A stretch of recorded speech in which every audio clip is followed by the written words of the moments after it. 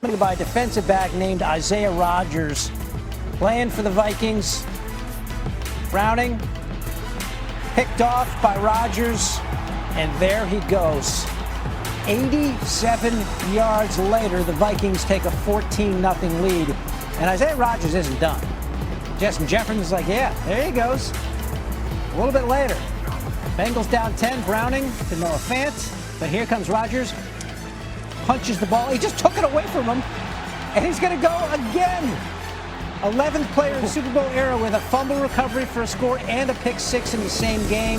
Vikings win 48-10, biggest win in 27 years. With those defensive touchdowns leading the way, the Vikings hand the Bengals their largest loss ever. Bengals have never lost a game by that many points before today. Cincinnati was on a 7-game win streak going back to last year. That was the longest active streak in the NFL. Lindsey Theory caught up with Justin Jefferson postgame. Justin, your teammate Isaiah Rodgers, what got into him today? I don't know, but whatever he got going on before this game, leading up into this game, he need to do it every single time. But, I mean, that's big for us, you know, to have those defensive plays like that, getting points on the board, creating turnovers. I mean, we're going to kill everybody like that if we have that type of energy, that type of execution the whole entire game. So this is definitely a statement game for us. We felt like the past 2 weeks we haven't been playing the way we need to play. So this is definitely one of those games for us. I just wanted to go get in the end zone, and just hearing the crowd just get louder and louder the closer I got, and looking at the jumbotron, just trying to see who's chasing me and things like that. So just trying to get in the end zone.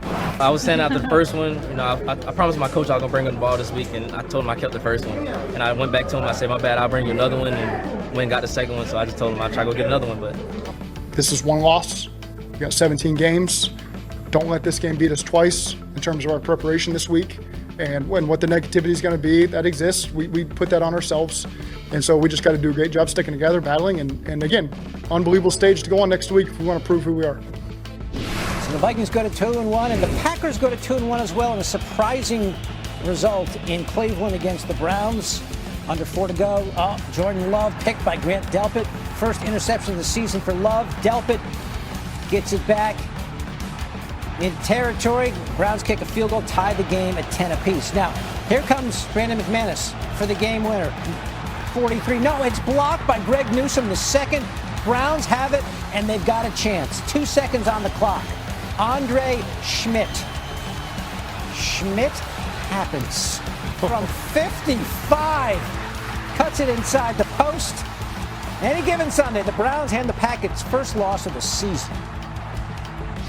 This is all part of adversity. Undefeated seasons, like, they're hard in the NFL. Like, let's be real. And sometimes, just like today, you shit the bed. That's just the reality of it. Like, it happens to the best teams. You know what I mean? Even the best Super Bowl champs make mistakes, and they pay for it early. We know who we are. We're a good team. We're still a good team. Like I said, this is a tough loss, but it's one we're just going to have to move on from, grow from, and obviously move on to next week. You know, it's been growing in wins. The Colts, they took on the Titans and Cam Ward. Early first quarter, Titans 3rd and 9. Cam Ward looking to make something happen, and I would guess that it's not that. Kenny Moore the second picking him off and taking it to the house.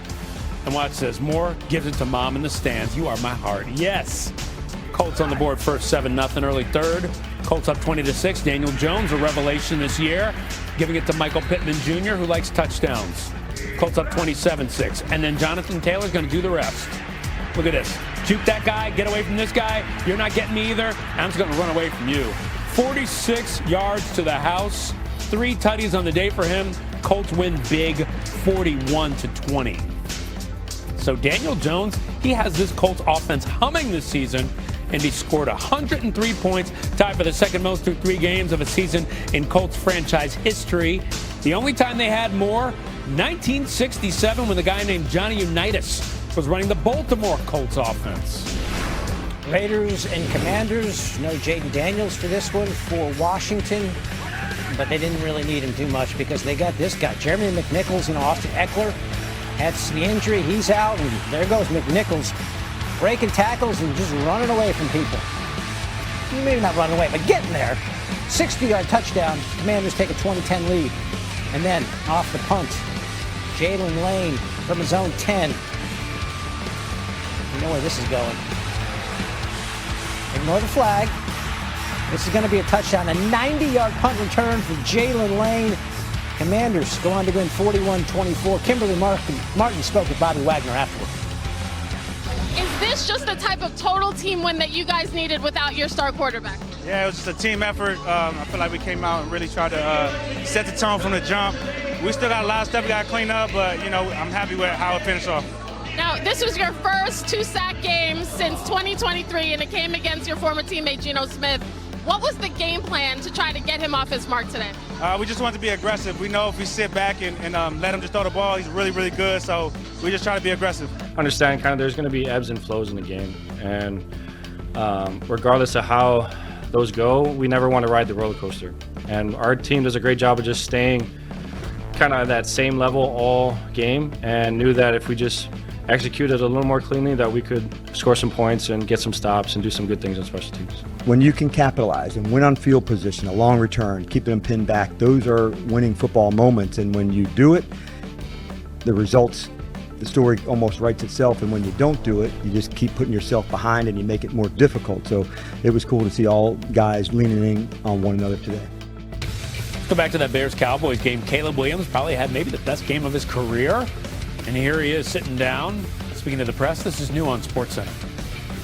Having the week that you all had and now winning this game, what do you think was different than what was? Yeah, I think it starts with practice and how consistent we were in practice.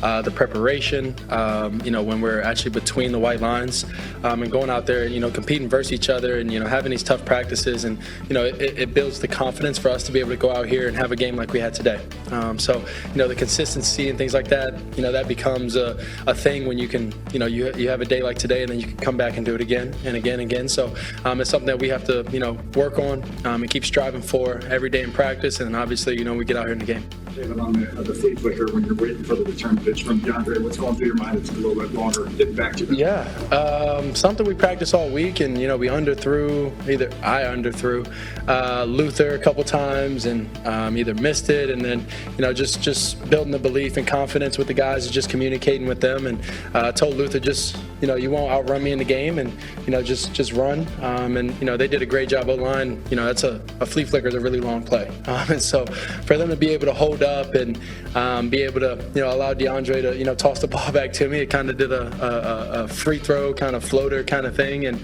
after that just let it rip and let Luther go make a play. How do you, when there's the delay of the ball coming out like that, coming back to you from DeAndre, how do you get it out so quickly and be somewhat accurate on that?